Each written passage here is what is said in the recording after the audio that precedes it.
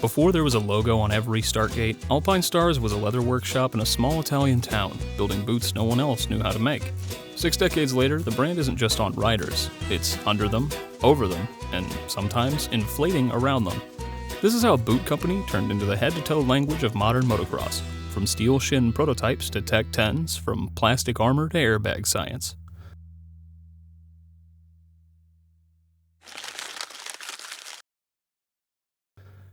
Alpinestars didn't start with rider endorsements.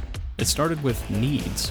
In 1963, leather craftsman Sante Mazzarolo opened a shop in Asolo, Italy, and began solving problems riders hadn't fully named yet.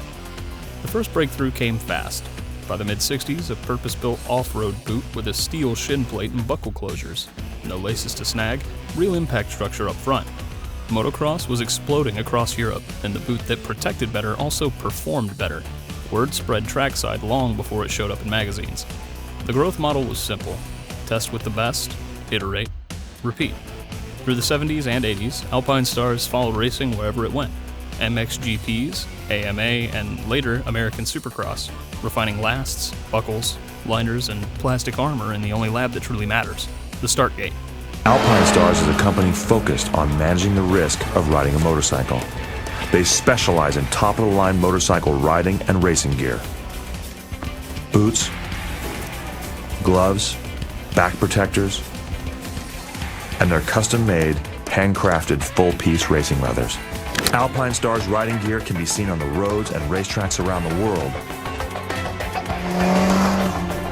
But each piece is designed, tested, and handcrafted at their headquarters outside of Zolo.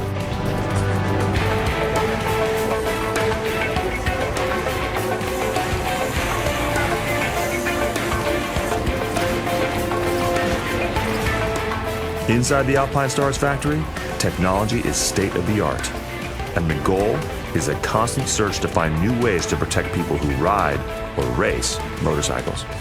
The company planted a U.S. base in 1986 to be closer to the scene that was shaping modern dirt culture, turning trackside feedback into next-gen gear with less lag and more accuracy. By the 1990s, the brand wasn't just in motocross, it was part of its silhouette. Boots with replaceable parts kept riders racing. Plastic anatomies got smarter, more torsion control without brick boot stiffness. The product roadmap locked onto a North Star that still defines the company, racing as R&D. That philosophy is spelled out on their own timeline and echoed in long view profiles. Win Sundays, fix Mondays, ship better Fridays. Then the modern era arrived, and with it, the idea that protection shouldn't live only from the ankle down. Alpinestars spent the 2000s building a head-to-toe system for dirt riders, boots that control flex instead of simply resisting it, braces and body armor that manage energy, not just add bulk, and eventually, helmets and airbags designed to redirect force away from the body. The Tech Series boots became the anchor, Tech 7 for broad appeal and value, Tech 10 is the no-compromise flagship. The Tech 10's brief reads like a mission statement. Reduce weight and material volume, increase controlled range of motion, improve how the boot manages torsion and compression, and make sure every closure and panel do more with less. That iterative, lighter, stronger, smarter loop is still visible in current product copy and updates. Parallel to boots, the protection tree branched. In the late 2000s, the Bionic Neck Support put a structural frame between helmet and shoulders, built to channel catastrophic loads away from the cervical spine. A radical idea for dirt at the time, covered widely in MX media and still present on the line today in updated materials. That mindset, engineer the energy path, set the next leap. Helmets moved from commodity to headline with the SuperTech M10 in 2018, built to manage rotational forces and sliding friction at impact. Then came the biggest swing, bringing airbag intelligence off the street and into the dirt with off-road specific Tech Air systems tested in Dakar and cleared for FIM competition. From a small shop solving boots to a brand solving impacts, the through line never changed. Build for racing, then give it to everyone.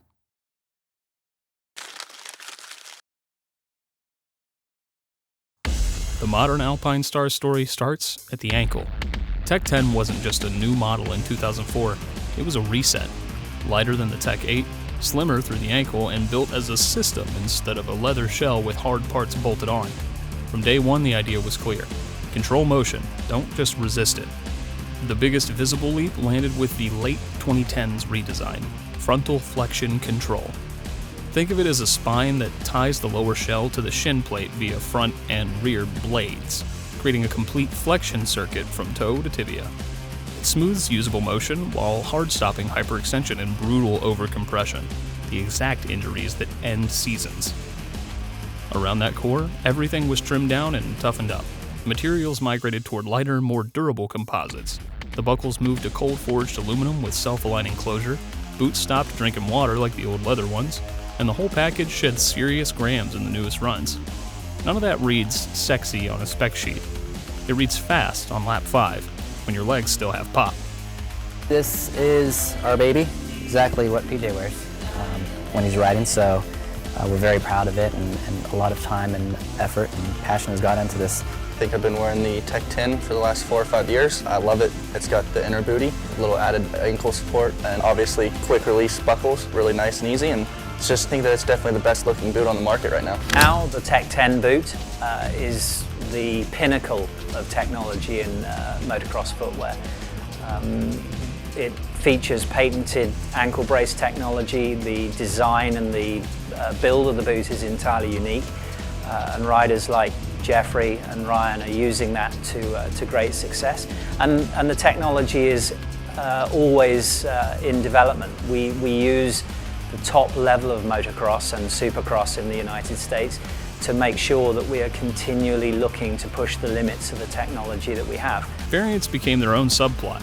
The Tech 10 Enduro takes the MX chassis and integrates an Enduro-spec dual-compound sole for hike-a-bike scrambles, slick rocks, and shifter feel when the trail turns to staircase. A super-vented edition pushes airflow and drain out for brutal heat and water days, but the anchor didn't change. Same motion-controlled skeleton, same CE certification standard, tuned for different battlegrounds. And yes, Tech 7 versus Tech 10 became a culture war in every pit. The 7 is simpler and great. The 10 is the full science project, softer feeling landings, more composed soles under heavy hits, and that inner brace safety net that older ankles appreciate the morning after. Pick your poison, but the flagship stayed the benchmark because it solved energy paths, not just comfort. Paddock footage from the last decade tells the story. More pros in Tech 10s, more weekend riders copying the setup, and fewer excuses to skip protection because it's heavy. The boots got lighter, the ankle got smarter. Even brand-agnostic testers talk about the modern Tech 10's resistance to taking on water and staying consistent as the moto gets messy. Tiny wins that add up over a season.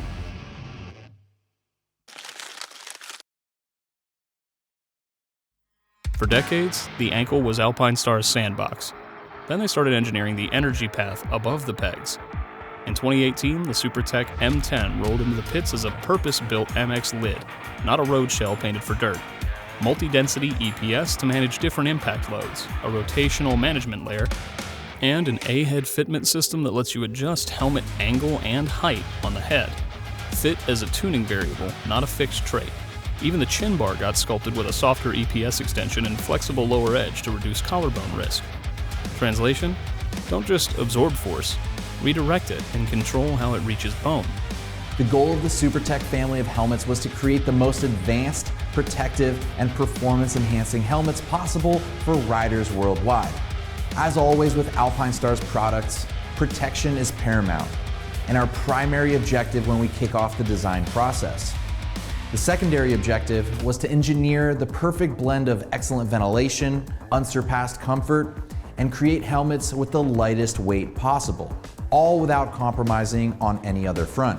Long before most of the paddock wanted to talk about it, the Bionic Neck Support introduced a dirt-specific frame that works with the helmet. When your lid contacts the brace in a crash, the structure creates a clean load path, dissipating and diverting compressive forces away from the cervical spine and into the torso. Materials evolved, high-performance carbon polymer, lighter hardware, but the idea stayed blunt and simple. And then came the swing that felt sci-fi 10 years ago. Airbags for dirt.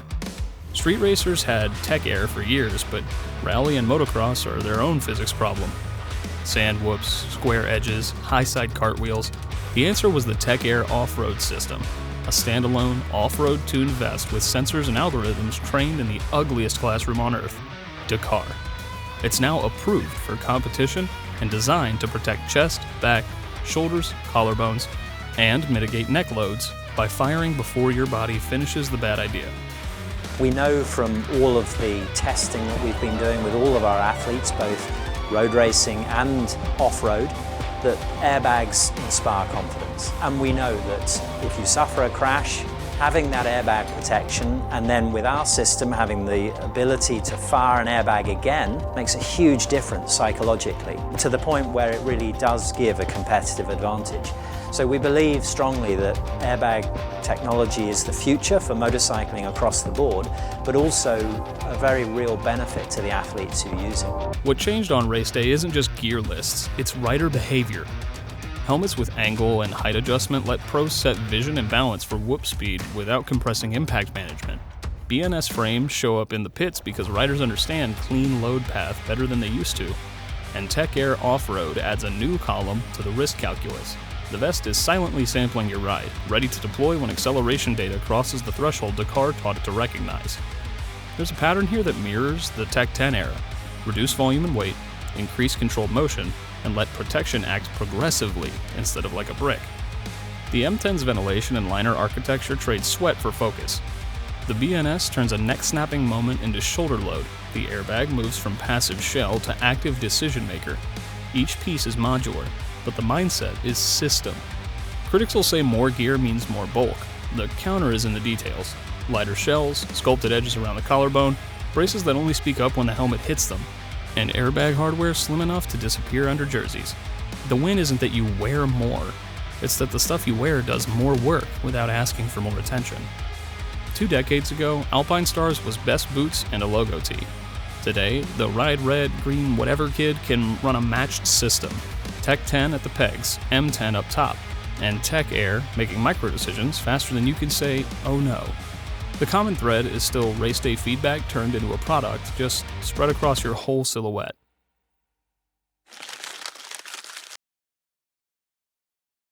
Boots and helmets headline the catalog, but most supercross and motocross careers end in the middle. Knees first, because they're season breakers. In stadiums and outdoors, the knee is where stories stop. When a rut snaps the knee inward, weird peg catches, bad landings off triples. Alpinestars didn't treat braces like rigid cages. They built them as motion-controlled systems. True hinge centers track your anatomy. Extension stops set the no more line. And frame and cuff designs spread bad loads into thigh and calf rather than the joint. You get a natural hinge when you're riding, then a hard nope when the angle goes from athletic to orthopedic. Prefer a lighter kit? Knee guards keep CE-rated impact cups and articulated straps. Not as structural as a brace, but miles better than hope. Pick by risk profile, not bravado. Pants evolved from shells to chassis. Old race pants were thick fabric with leather on the inside knee. Modern ones are mapped, 4-way stretch through hips and seat so you hinge without hauling the waistband, high tenacity weaves on the thigh and knee exterior for slide and tear, laser perforations and 3D mesh were sweat pools, pre-curve that matches a standing attack stance instead of a chair. The inside knee gets leather/heated shield panels for pipe and clutch side abuse and, this matters, extra brace clearance so frames don't snag.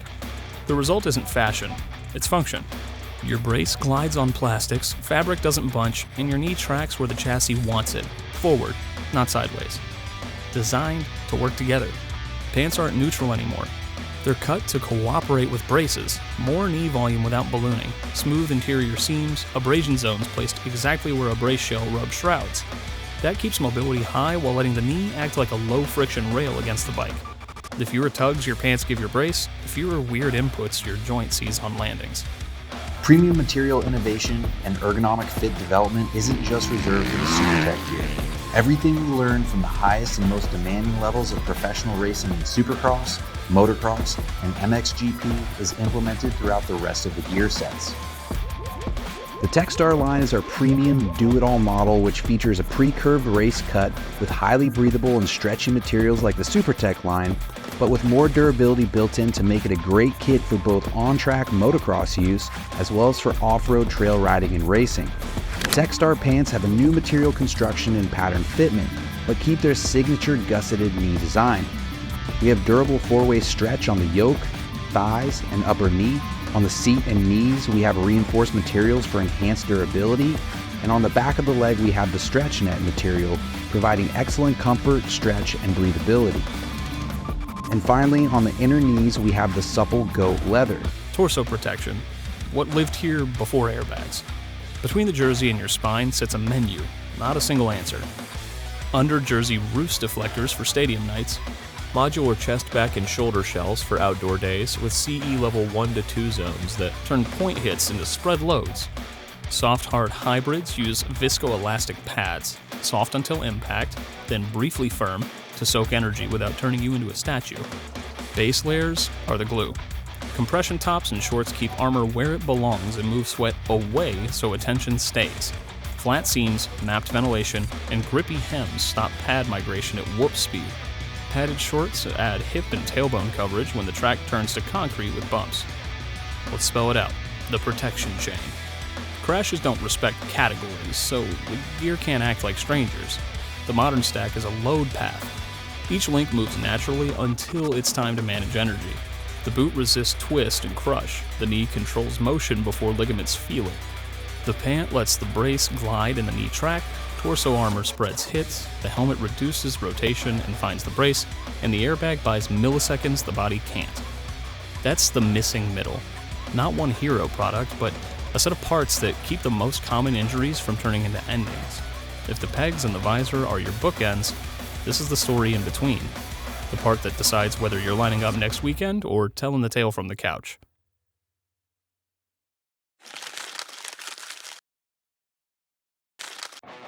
Cool tech on paper is one thing. What rewrites it is the moment everything goes wrong. Alpinestars loop starts where the footage pauses, the crash. Supercross pile-ups, enduro tip-overs, Dakar cartwheels. Each one is a data point. Gear comes back to the truck scraped, bent, and full of clues. Buckles that snapped here, sole wear there, a helmet liner that compressed more on the left than the right, an airbag that fired a half second before the rider touched dirt. The lab isn't a white room, it's a folding table in a paddock, then a bench with calipers and microscopes on Monday. What matters most isn't the story of the crash, it's where the load went. Ankles, knees, hips, chest, and shoulders all leave signatures. Knee braces come back twisted past their design range. Pants show abrasion and stretch failures where braces and boots interface. Chest and back protectors deform in predictable patterns after high-speed ejections. Each mark tells the same story. Energy doesn't disappear. It travels, and every piece of gear either manages it or passes it on. Signal, not stories. Riders will say, felt okay, or ankle tweaked, but the team chases measurable stuff. Torsion numbers through the boot's dual pivot frame, flex curve traces across the Tech 10's inner brace, EPS crush patterns in the M10, neck brace contact points, Tech Air deployment timing versus G-load signatures. If knee brace data shows torsional spikes during awkward landings or tip-overs, hinge limits and frame stiffness get recalibrated so mobility stays natural until the exact moment restraint is needed.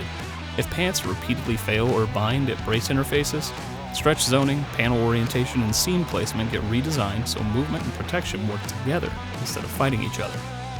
If chest or back protectors show delayed energy absorption, material stacks and coverage zones shift so the hit gets spread before it reaches bone. If helmet liners show off-axis hits or driving rotation, the M10's rotational layer and density map change to bleed that spin without adding brick-hard foam. If BNS contact prints say the brace is catching too late or too early with certain shell shapes, the shoulder wings and frame profiles adjust a few millimeters so the load path hits chest and shoulder where the body can take it. If Tech Air logs a pattern of almosts and whoops, abrupt decel without true crash, the algorithm's thresholds get retrained on fresh Dakar and SX telemetry to fire when it should, ignore when it must.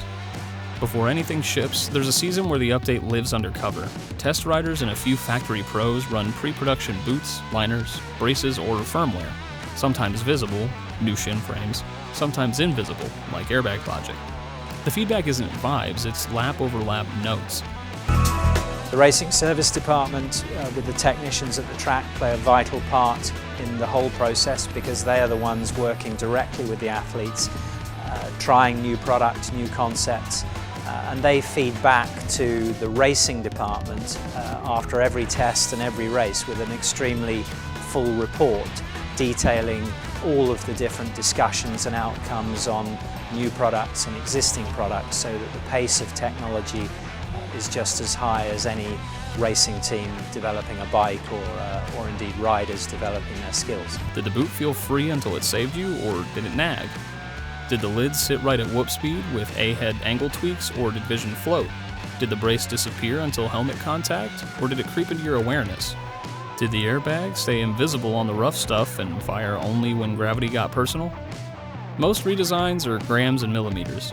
A buckle gets a new cam so it self-aligns under mud. A vent path in the helmet shifts so sweat leaves and attention stays.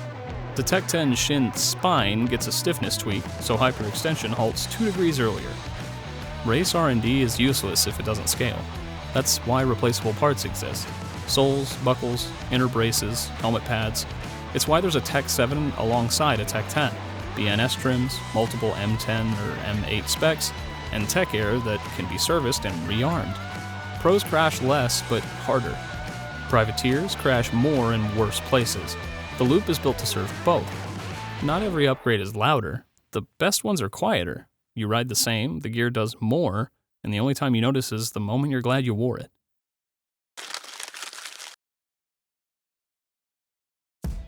Alpinestars' modern legacy isn't a single product.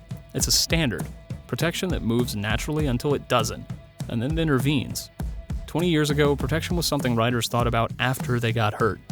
Today, it's something they set up before the gate drops. That shift didn't happen because gear got flashier. It happened because crashes got faster, jumps got bigger, and mistakes stopped being survivable without help. Risk management didn't replace skill, it became part of it. That change didn't start with marketing. It started when top-level riders proved you could push harder with gear that managed impact intelligently instead of locking you in place. That's the legacy. Racing as R&D turned into everyday repeatability. Pros fed the loop on Saturdays, amateurs got the gains on Sundays. But progress always meets a counter-argument, and dirt riders are famous for healthy skepticism. The loudest resistance wasn't philosophical, it was physical. Knee braces, bulkier pants, and layered protection were accused of slowing riders down, restricting movement, and changing the feel of the bike. Old school racers trusted instincts and minimal gear. Newer riders grew up trusting systems. For years, the paddock argued over whether protection made you safer or just slower. The answer hasn't been get over it. It's engineering. Slimmer shells, lighter buckles, vent systems that actually move air, brace designs that only speak when contacted, and airbag hardware that vanishes under a jersey. The practical test is simple. Are you still thinking about the gear mid-moto? If yes, wrong size or wrong setup. If not, the system is doing its job, quietly, until it isn't quiet at all. Second critique, cost. Full stack protection isn't cheap, and dirt is already an expensive habit. The counter is brutal, to be honest. The cost of one bad ankle, one collarbone, one head impact you could have managed differently. Alpinestars hasn't solved economics, but they did create tiers that let riders ladder up without going from zero to factory in a single swipe. Third critique, tech creep. Some riders fear that adding algorithms and adjusters crowds out feel, that gear becomes the story. Fair, but the most persuasive case for modern kit is that it disappears while you're riding and only becomes visible when you're crashing. That's not replacing skill. That's recognizing that dirt is chaos with consequences and designing for the worst second, not the best lap. There's also a cultural note to the legacy. Alpinestars helped turn fully kitted from a look into a mindset. You see it in how teams set up rookies, how amateurs talk fitment and service intervals, how replaceable parts and trackside support keep people in the game. The brand's star shows up on podiums, sure, but the deeper win is what happens at local practice days. So where does the debate land? If you want minimalism, the market still has it. If you want a function that scales with speed, the last 20 years proved a thesis. Protection can be progressive, tunable, and integrated without turning you into a statue. That's the Alpinestars imprint on modern dirt. Less superstition, more science, and a kit that plays offense on the track and defense on the ground. What's your take? Tech 7 or Tech 10? M10 believer or still mixing brands? Airbag under the jersey? Yes or not yet? Drop your setup, your save stories, and the one upgrade you'd tell a new rider to buy first. Thanks for watching, and as always, keep it pinned and stay wicked.